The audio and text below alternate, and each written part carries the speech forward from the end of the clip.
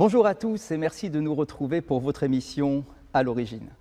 Nous sommes aujourd'hui en plein cœur de la synagogue de Buffo, dans le 9e arrondissement, et nous allons vous présenter une fête magique, pleine de joie dans le judaïsme, qui est celle de Simchat Torah. Vous le savez, le mois de Tishri est le mois du calendrier qui est alimenté par un maximum d'événements spirituels.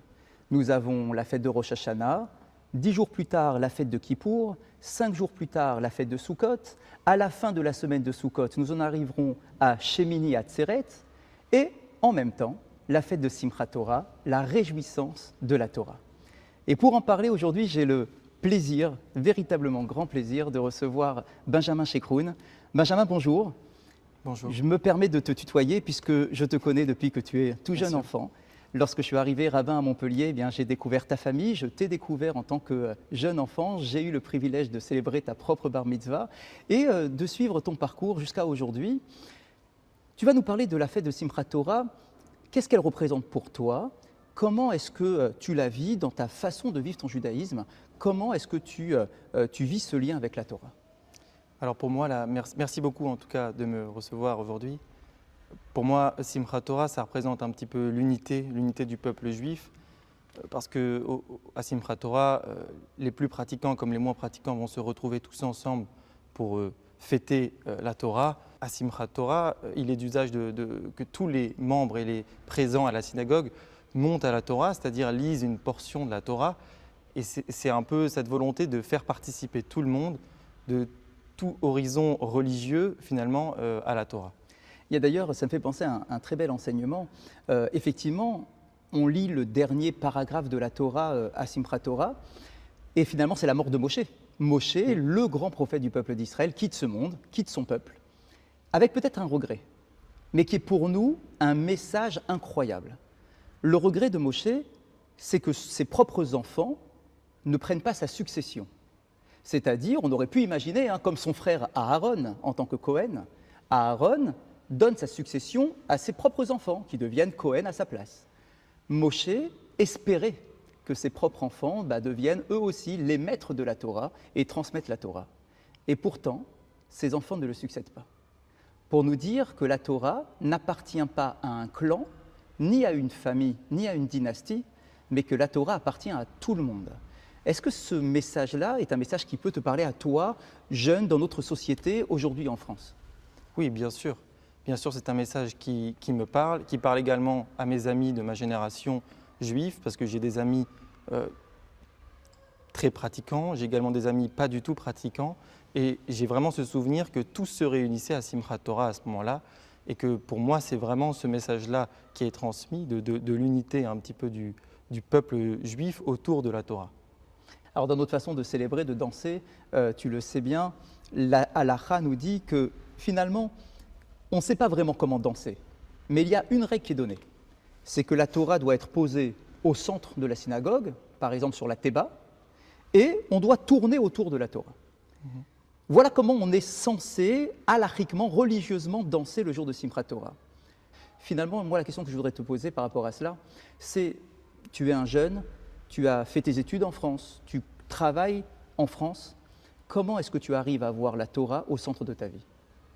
Alors, ce n'est pas tous les jours évident, ça c'est sûr, mais il est tout à fait possible de concilier identité juive, pratique plus ou moins stricte de la Torah, et vie professionnelle, disons laïque, ou en tout cas moderne. En tout cas, j'essaye en tout cas de me l'appliquer à moi. Et c'est vrai que ce n'est pas tous les jours évident, notamment selon certains aspects. Parlons peut-être de la vie étudiante d'abord, puisque j'en sors, ça ne fait que 2-3 ans que j'ai commencé à travailler. Lorsqu'on est étudiant, du point de vue des études, du point de vue du corps professoral, il est assez facile d'appliquer les règles de la Torah et de maîtriser son identité juive, bien que cependant on peut tout de même parfois être confronté à certains petits obstacles, mais que l'on peut surmonter. Je me souviens d'un professeur qui voulait mettre un examen d'entraînement le jour de Kippour, et je lui avais dit un petit peu avant que je ne pourrais pas être présent, et il était très surpris que j'invoque une raison religieuse pour ne pas être présent à un examen, pour me préparer à des concours très importants. Il m'avait même dit, mais si le concours que tu vises, Polytechnique, Normal Sup, ça tombe le jour de Kippour, comment tu vas faire? Et je lui ai dit, j'irai sûrement pas. Et il était vraiment très surpris. Il m'a dit qu'il me mettrait 0 sur 20. Ça ne m'a pas fait changer d'avis. Je lui ai dit pas de problème. Et en fait, quelques jours après, il est venu me voir et il m'a dit qu'il n'avait pas saisi l'importance de cette fête. Il a dû faire ses propres recherches et il m'a fait repasser un examen d'entraînement quelques jours suivants. Donc on voit que si on est un peu confiant en la chose, si on est un petit peu sûr de son identité, sûr de sa foi dans une certaine mesure, je parle avec toute humilité, il est tout à fait possible d'allier cette identité juive avec en tout cas les études en France. Après, il y a aussi le côté social des études, donc le rapport avec les autres étudiants. Et c'est vrai qu'ils ont souvent envie de célébrer la fin de la semaine le vendredi soir dans un bar ou lors d'une soirée étudiante. Et c'est vrai qu'il faut aussi faire comprendre qu'on ne va pas pouvoir se joindre, et ce régulièrement, puisque c'est toutes les semaines, à leurs festivités, et qu'on va devoir peut-être être excusé parce qu'on a un repas de Shabbat, etc. Mais il n'est pas difficile non plus de trouver un équilibre, de compenser un peu avant ou un peu après, en trouvant toujours des moments de cohésion avec nos camarades. Et est-ce que justement ce respect des valeurs juives, alors chacun bien évidemment selon sa propre pratique, est-ce que finalement ça ne crée pas des barrières de séparation entre les différents jeunes, de différentes cultures, de différentes religions, ou au contraire, est-ce que ce n'est pas une occasion pour créer de nouveaux liens, des liens différents avec notre entourage? Je pense que c'est une occasion enrichissante pour tout le monde, parce qu'on va être confronté à des questions, naturellement, de la part de nos camarades, de la part de mes collègues aujourd'hui. Et c'est vrai que c'est un enrichissement, je pense, pour tout le monde, de prendre conscience qu'il y a d'autres manières de vivre sa foi et sa culture, ses traditions en France. Et pour moi, ça n'a jamais été un frein, en tout cas un frein très puissant qui m'empêche d'avancer. Ça a plutôt été toujours des échanges. Je réponds avec plaisir à toutes les questions qui peuvent m'être posées sur ce sujet, parce que je ne cache pas, encore une fois, ma religion. C'est vrai que finalement, peut-être que la place de la parole dans toute cette problématique est importante, parce que souvent, peut-être que certains jeunes étudiants ont peut-être un peu peur de parler, d'expliquer, en ayant peut-être des idées préconçues, en se disant peut-être que l'autre n'est pas intéressé ou qu'il va rejeter ma croyance. Peut-être que justement, à travers la parole, on a une force et le courage, l'audace d'aller parler sans nécessairement avoir peur du regard de l'autre. Oui, je pense qu'en 2020-2022, en tout cas durant mes études, la société était assez sensibilisée pour ne pas qu'il y ait trop de préjugés. Je n'ai pas été confronté à beaucoup de préjugés. Et après, du point de vue professionnel, c'est vrai qu'on va se confronter à d'autres types de problématiques. Je n'ai pas envie de dire le mot problème, parce qu'il ne faut pas que ce soit des problèmes, mais c'est vrai qu'aujourd'hui, dans une société moderne en France, par exemple, faire comprendre les horaires de Shabbat, c'est quelque chose d'un petit peu délicat, notamment en hiver, quand le Shabbat peut rentrer à 16h30 ou 17h, et qu'on doit quitter son travail et les lieux de son travail à 15h ou 16h.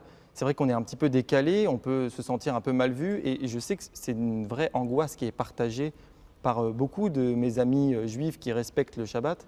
Et c'est quelque chose qu'il faut savoir faire, je pense, avec finesse, avec parfois diplomatie, et savoir compenser. Je pense que c'est là le maître mot, c'est l'équilibre, et c'est compenser, c'est faire comprendre que ce n'est pas une volonté de travailler moins que les autres, c'est une volonté d'organiser sa semaine et d'organiser son agenda pour faire correspondre les contraintes de la vie juive, de la vie privée et les contraintes professionnelles. En travaillant, par exemple, moi je propose toujours de travailler un peu plus la veille ou le matin même, ou voire même le dimanche pour compenser les heures que je n'aurais pas pu travailler le vendredi en fin d'après-midi.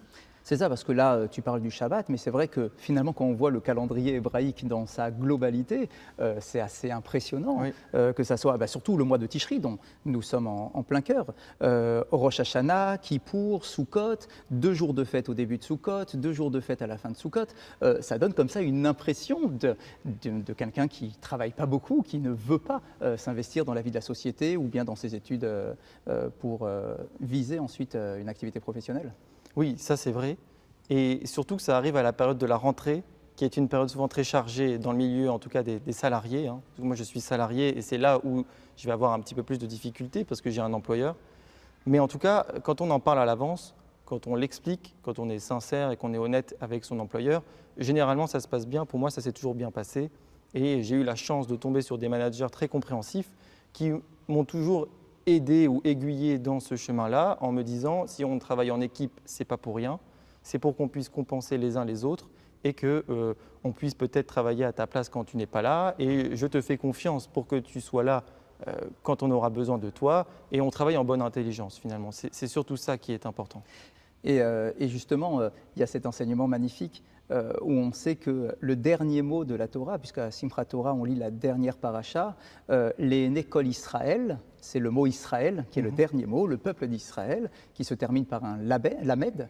Et on enchaîne immédiatement avec la lecture de Bereshit, la première paracha de la semaine, puisque dans la Torah, en fait, on ne termine jamais la lecture, qui commence par la lettre Bet, lève le cœur. Est-ce qu'effectivement ce cœur est tellement important dans ton judaïsme moderne, actuel? Oui, je pense qu'il est extrêmement important. C'est d'ailleurs cette symbolique que mon père m'a toujours rappelée à Simchat Torah. Je pense que celle-ci est un peu le socle fondateur du début de l'année, puisque finalement, à la fin de Tishri, c'est la nouvelle année qui redémarre pour de vrai, où on a fini toutes les festivités du mois de Tishri. Et c'est à ce moment-là qu'on doit s'efforcer, je pense, à mettre son cœur à essayer de pratiquer les mitzvot, à essayer de s'immiscer encore un peu plus dans la Torah, dans ses valeurs. Et c'est vrai que parfois on peut avoir l'impression que la Torah et le calendrier hébraïque surtout se répètent, qu'il est surtout question de répétition, qu'on pourrait s'en lasser, parce que chaque année, aux mêmes périodes, on a toujours affaire aux mêmes fêtes, aux mêmes festivités, aux mêmes rites également. Et je pense qu'à ce moment de Simchat Torah, c'est le moment où il faut essayer de décrocher ce cercle de la routine pour en faire peut-être une sorte de spirale qui monte afin de s'élever. En fait, c'est un petit peu comme ça que je le vois, pour toujours essayer de monter de niveau d'un point de vue spirituel, mais également d'un point de vue de l'épanouissement personnel et donc professionnel. Magnifique, très bel enseignement. Tu me donnais, avant de tourner cette émission, l'exemple par exemple de la fête de Sukkot. Normalement, pendant Sukkot, on est censé prendre nos repas sous une soukha. Oui. Alors aujourd'hui, tu travailles en France, à Paris, c'est quand même une chance au niveau de la vie juive et communautaire. Comment est-ce que tu t'organises par rapport à cela, ne serait-ce que cet exemple-là? C'est vrai que pendant Sukkot, donc les 2 premiers jours sont chômés, les 2 derniers également.